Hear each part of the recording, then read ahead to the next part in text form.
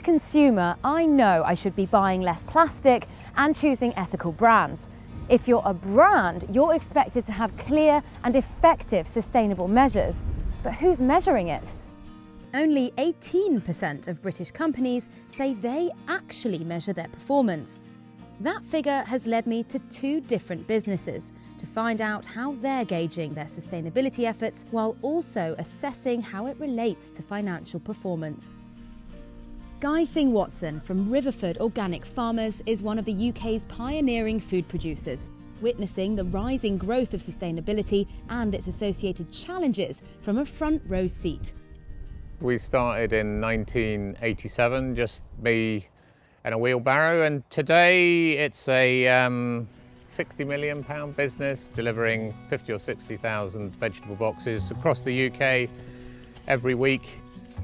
Now operating 3 farms across Britain, Riverford has been built on environmental consciousness, from field to doorstep.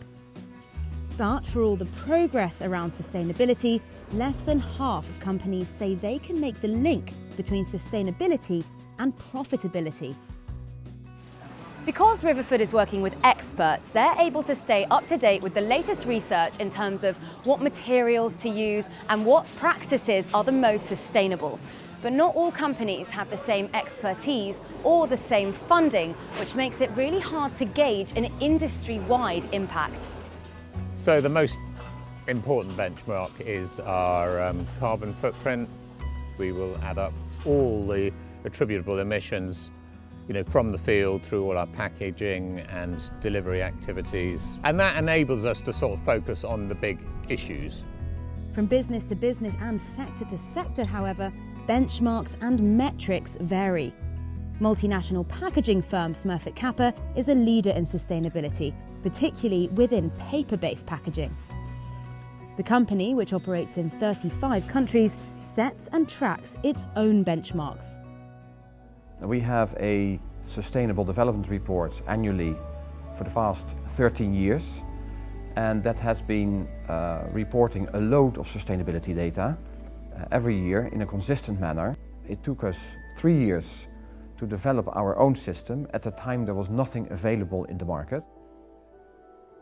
But while Smurfit Kappa measures its sustainability performance against independently assured standards, not every company can or is willing to do the same. The problem is there's a lack of industry-wide standards, and that means companies can pick and choose which sustainability benchmarks they want to showcase. This is to the detriment of investors, for whom ESG factors are increasingly key to investment decisions, often being used to assess a company's long-term value. The challenge in sustainability reporting is there is not one currency. As reporting so far is almost completely voluntary, a lot of companies do cherry picking. For example, in an entire report of 60 pages of information, there is exactly 6 numbers that are being assured. So investors and customers cannot rely on all the other information. But despite these difficulties, more than 2/3 of organisations say they are working to implement sustainability into their business models. The question still remains, without standardised benchmarks, can the progress of this crucial shift be measured effectively? Until a coalition of forces help businesses, big and small, assess their impact on the environment, it seems unlikely we'll have a much-needed blueprint for sustainability success.